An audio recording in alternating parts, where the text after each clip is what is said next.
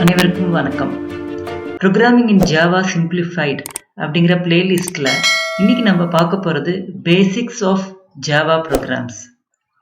ஜாவாவில் இருக்கிற கீவேர்ட்ஸு, கன்ஸ்ட்ரக்ட்ஸு அதெல்லாம் கற்றுக்கிட்டு ப்ரோக்ராம் எழுதுறது ஒரு வே. இன்னொன்று என்னென்னா ஸ்ட்ரெயிட்டாகவே ப்ரோக்ராமை பார்க்குறது, அதில் இருக்கிறதுக்கு ஒவ்வொன்றுக்கும் மீனிங் என்ன அப்படின்னு தெரிஞ்சிட்டோன்னா நம்மளுக்கு ப்ரோக்ராம்ஸ் ஈஸியாக இருக்கும்.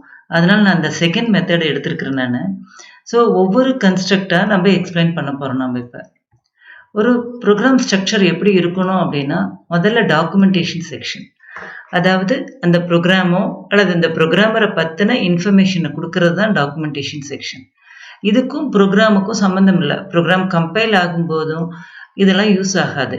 இது ஒரு ப்ரோக்ராமுக்கான டாக்குமெண்ட் மட்டும்தான். இதை நம்ம சிங்கிள் லைன்லேயும் கொடுக்கலாம், மல்டிபிள் லைன்ஸ்லேயும் கொடுக்கலாம். நம்ம பேக்கேஜ் ஸ்டேட்மெண்ட் அப்படிங்கிறது நாம் எழுதுகிற கிளாஸு ஒரு பார்ட் ஆஃப் த பேக்கேஜாக இருந்ததுன்னா இந்த ஸ்டேட்மெண்ட்டை கொடுப்போம் நம்ம. ஸோ இதில் ஒரே ஒரு ஸ்டேட்மெண்ட் மட்டும்தான் இருக்கணும், நம்மளுடைய கிளாஸ் எந்த பேக்கேஜுக்குள்ளே இருக்க போகுது அப்படிங்கிறத. இந்த இம்போர்ட் ஸ்டேட்மெண்ட் எதுக்குன்னா, ஆல்ரெடி டிஃபைன் பண்ணியிருக்கிற யூசர் டிஃபைன்டு பேக்கேஜாக இருந்தாலும் சரி, சிஸ்டம் டிஃபைன்டு பேக்கேஜாக இருந்தாலும் சரி, அதில் இருக்கிற ஃபங்க்ஷனாலிட்டிஸை நம்ம யூஸ் பண்ணிக்கிறோம் அப்படின்னா நம்ம இம்போர்ட் ஸ்டேட்மெண்ட் கொடுக்கலாம். இங்கே மோர் தேன் ஒன் இம்போர்ட் ஸ்டேட்மெண்ட் கொடுக்கலாம். நம்ம அடுத்து கொடுக்கறது இன்டர்ஃபேஸ் ஸ்டேட்மெண்ட். எப்படி நம்ம கிளாஸஸ், ஆப்ஜெக்ட்ஸ் டிஃபைன் பண்ணுறோமோ அதே போல் இன்டர்ஃபேஸஸையும் நம்ம டிஃபைன் பண்ண போகிறோம். ஸோ அப்போ இருக்கிற இன்டர்ஃபேஸஸ்லாம் நம்ம டிஃபைன் பண்ணுறதுக்கான ஸ்பேஸ் இது. அடுத்து பார்த்தீங்கன்னா கிளாஸ் டெஃபினிஷன். ஒரு ஜாவாக்குள்ள கிளாஸுங்கிறது ரொம்ப இம்பார்ட்டண்ட். ஜாவா ப்ரோக்ராம்ஸ் எல்லாமும் consisting of classes and objects. So அது எப்படி கிளாஸ் டெஃபினிஷன் கொடுக்க போகிறோம், அந்த கிளாஸுக்குள்ள we are going to define one main method. இப்போ நம்ம இது பார்க்க போகிற ப்ரோக்ராம்ஸில் இதெல்லாம் இருக்குமானா இருக்காது. நம்ம we are going to see only simple programs. First பார்க்க போகிற ப்ரோக்ராமோட ஃபைல் நேம் example.java. இந்த ப்ரோக்ராமுக்குள்ள ஒரு கிளாஸை டிஃபைன் பண்ண போகிறேன். This program is to demonstrate the beauty of Java. So it is not part of the program, but it is going to tell me the information regarding the program. அப்போ இதுதான் documentation செக்ஷனுக்காக நான் கொடுத்துருக்கிற single line comment. அடுத்து we are defining a class. கிளாஸோட name example. இப்போ இந்த class public கிளாஸாக இருந்ததுன்னா இந்த நேம் ஆஃப் த கிளாஸும் ஃபைல் நேமும் சேமாக இருக்கணும். இப்போ இங்கே இ கேபிட்டலில் கொடுத்துருந்தோன்னா இங்கேயும் இ கேபிட்டலில் தான் கொடுக்கணும் நம்ம. அடுத்து பார்த்திங்கன்னா இந்த பப்ளிக் கிளாஸ், இது ரெண்டுமே பார்த்திங்கன்னா ஸ்மாலர் கேஸில் இருக்குது. பிகாஸ் ஜாவாவில் இருக்கிற கீவேர்ட்ஸ் எல்லாமும் பார்த்திங்கன்னா ஸ்மாலர் கேஸில் தான் இருக்கும். Java is case sensitive.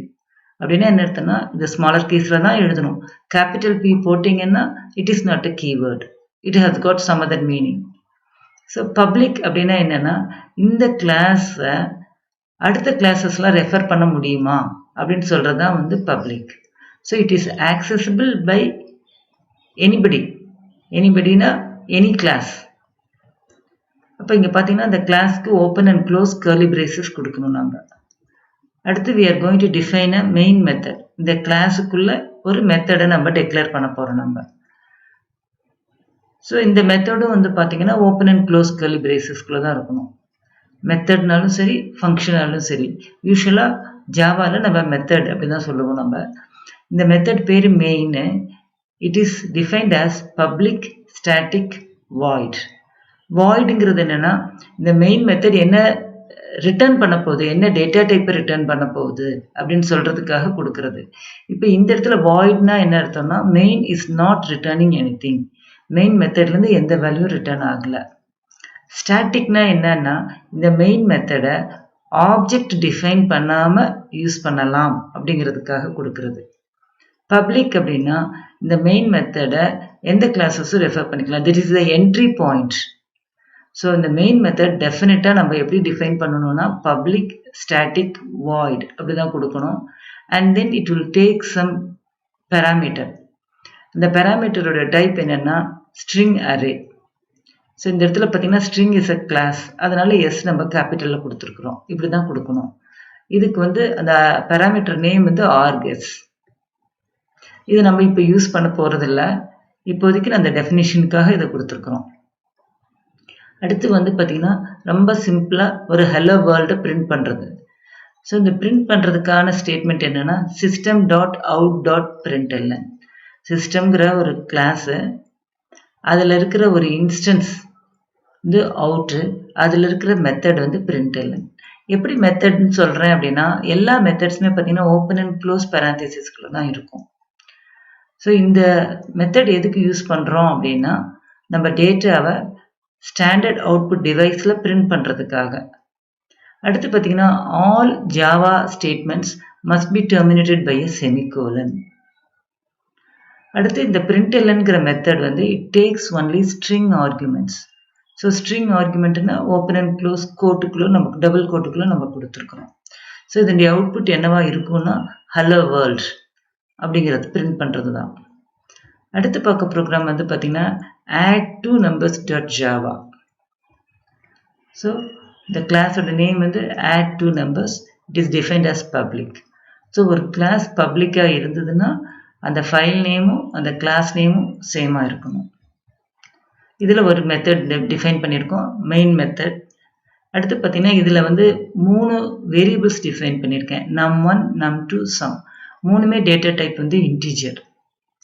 இந்த 3 வேரியபிள்ஸும் we call it as a local variable.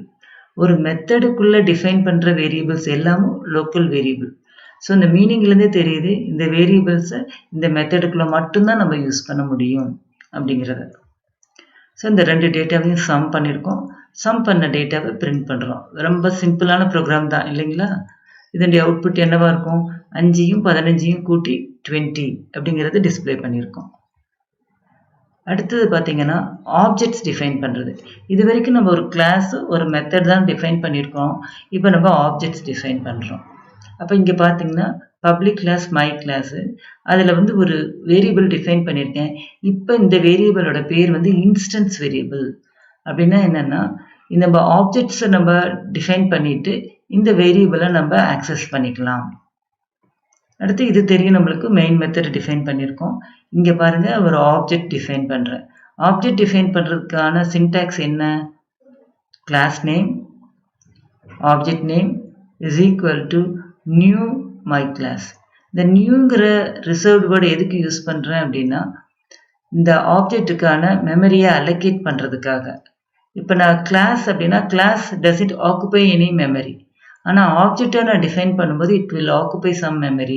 அதுக்கான மெமரி அலோகேஷனுக்காக தான் நம்ம வந்து நியூங்கிற மெத்தடை நம்ம கால் பண்ணியிருக்கோம். அடுத்து இங்கே பார்த்தீங்கன்னா class name and then open and close parenthesis கொடுத்துருக்கோம். இந்த இடத்துல you can also specify some arguments. அது வந்து நம்ம கன்ஸ்ட்ரக்டர் அப்படிங்கிறத கான்செப்டை பார்க்கும்போது நம்மளுக்கு தெரியும். இப்போதைக்கு we are not giving any argument here.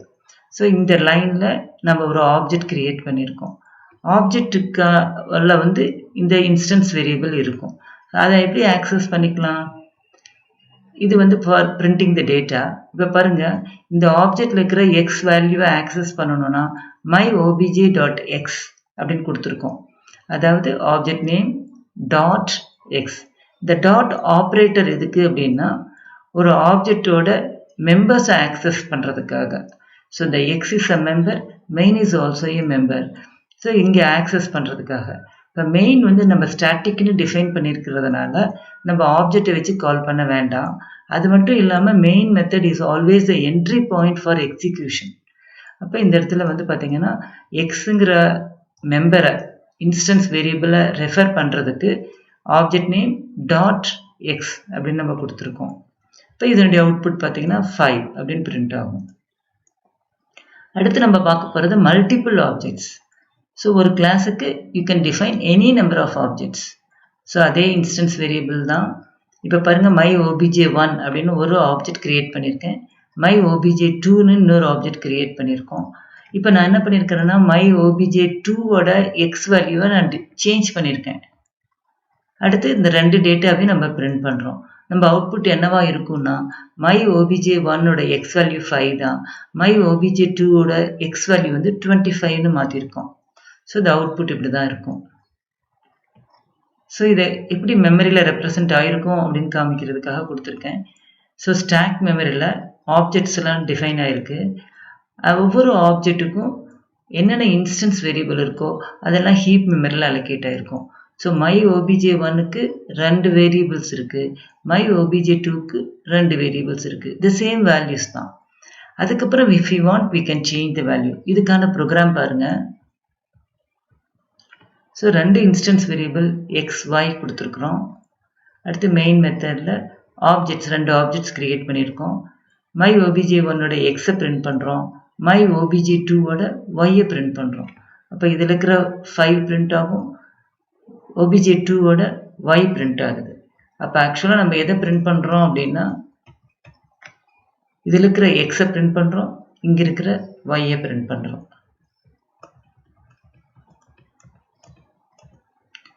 அடுத்து மல்டிபிள் ஆட்ரிபியூட்ஸ். இப்போவே நம்ம 2 ஆட்ரிபியூட்ஸ் பார்த்துருக்கோம். ரெண்டுமே இன்டீஜர் ஆட்ரிபியூட்னு சொன்னாலும் சரி, டேட்டா மெம்பர்னு சொன்னாலும் சரி. இங்கே பாருங்கள், ஸ்ட்ரிங் எடுத்துருக்குறோம் நம்ம. So F name L name 2 attribute, அதனோட டேட்டா டைப் வந்து ஸ்ட்ரிங்கு. ஏஜ்னு இன்னொரு ஆட்ரிபியூட், அதனோட டேட்டா டைப் வந்து இன்டீஜர். இப்போ நம்ம வேறு ஒன்றுமே பண்ணலை, அந்த ஃபர்ஸ்ட் நேம் லாஸ்ட் நேமை பிரிண்ட் பண்ணியிருக்கோம், ஏஜை பிரிண்ட் பண்ணுறோம்.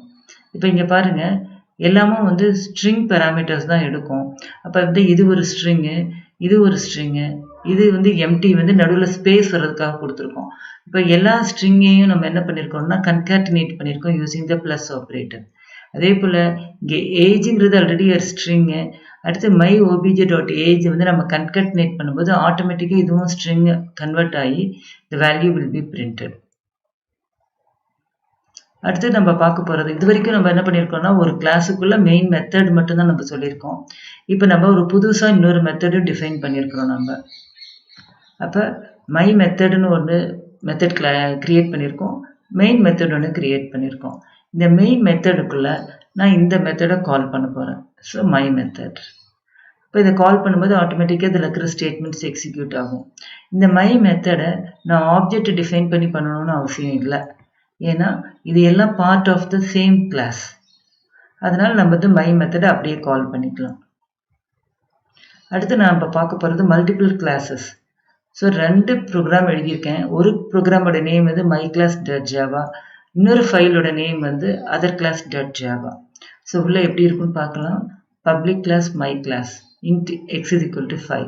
அப்போ இந்த இடத்துல வெறும் இன்ஸ்டன்ஸ் வேரியபிள் மட்டும்தான் கொடுத்துருக்கேன், மெம்பரே கிடையாது, ஃபங்க்ஷன் மெத்தட் எதுவுமே கிடையாது. அடுத்து அதர் கிளாஸ் டாட் ஜாவாவில் பார்த்தீங்கன்னா கிளாஸ் டிஃபைன் பண்ணியிருக்கேன், ஒரு மெயின் மெத்தட் கொடுத்துருக்கோம். அந்த மெயின் மெத்தடில் இதனோட ஆப்ஜெக்ட் க்ரியேட் பண்ணியிருக்கேன். அப்போ you can have any number of classes. ஒரு கிளாஸுக்குள்ளே மெயின் மெத்தட் இருந்ததுன்னா அந்த மெயின் மெத்தடுக்குள்ளே you can create objects of other classes provided the access specifier is public. அடுத்து அந்த வேல்யூஸை நம்ம பிரிண்ட் பண்ணுறோம். இப்போ எக்ஸோட வேல்யூ 5 அப்படின்னு பிரிண்ட் ஆகும். அடுத்து இதுவும் வந்து மல்டிபிள் கிளாஸஸ்க்கான எக்ஸாம்பிள் தான். Car dot Java, other class dot Java அப்படின்னு 2 ஃபைல் வச்சுருக்கோம். ஃபஸ்ட்டு இதில் வந்து காருங்கிற பப்ளிக் கிளாஸ் டிஃபைன் பண்ணியிருக்கோம்.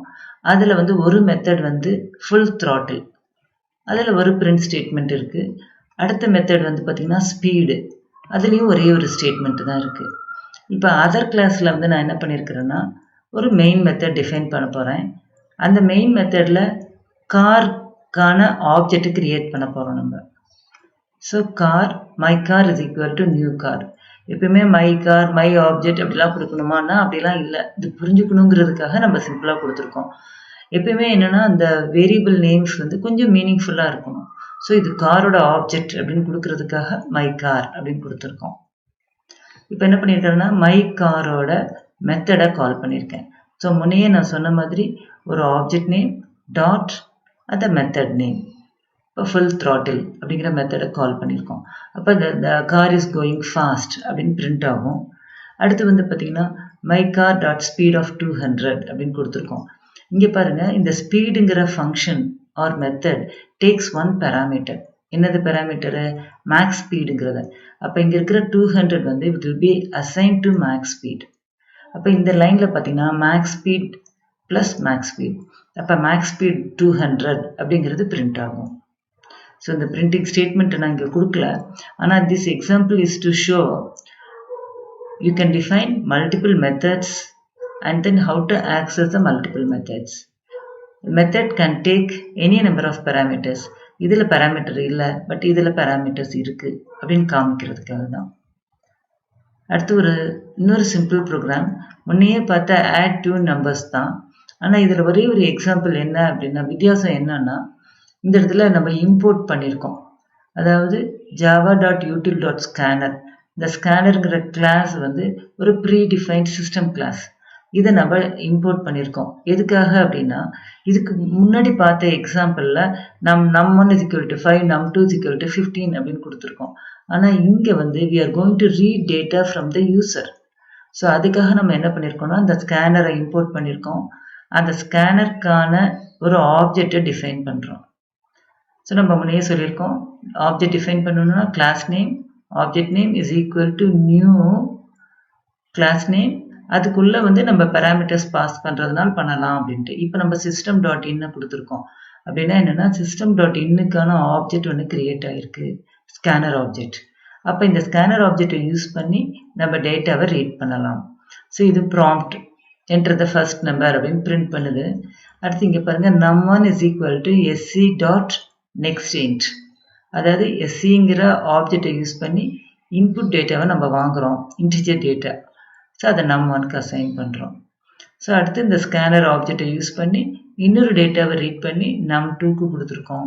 இந்த num1 அண்ட் num2 இன்டிஜராக இருக்கிறதுனால நம்ம ஸ்ட்ரெயிட்டாகவே நம்ம சம் பண்ணிக்கிறோம். சம் பண்ணிவிட்டு அதை பிரிண்ட் பண்ணுறோம். அடுத்து பார்த்திங்கன்னா, இந்த sc.close இந்த ஆப்ஜெக்டை நம்ம க்ளோஸ் பண்ணிக்கிறோம் நம்ம. ஸோ இந்த வீடியோவில் எப்படி கிளாஸ் டிஃபைன் பண்ணுறது, ஒரு ஆக்சஸ் மாடிஃபையர் பப்ளிக் பார்த்தோம், மெயின் மெத்தட் டெஃபினிஷன் பார்த்தோம், எப்படி multiple objects multiple attributes define பண்ணலாங்கிறத பார்த்தோம். மல்டிபிள் கிளாஸஸ் டிஃபைன் பண்ணி ஒரு கிளாஸில் வெறும் டெஃபினிஷன், இன்னொரு கிளாஸில் ஒரு மெயின் மெத்தடை கொடுத்து அந்த கிளாஸுக்கான ஆப்ஜெக்ட் கிரியேட் பண்ணணும். How to print data, system.out.println use பண்ணணும். ஹவு டு ரீட் டேட்டா அப்படின்னா ஸ்கேனர் கிளாஸை யூஸ் பண்ணி பிரிண்ட் பண்ணியிருக்கோம். Keep tuned to my video channel and thanks for watching.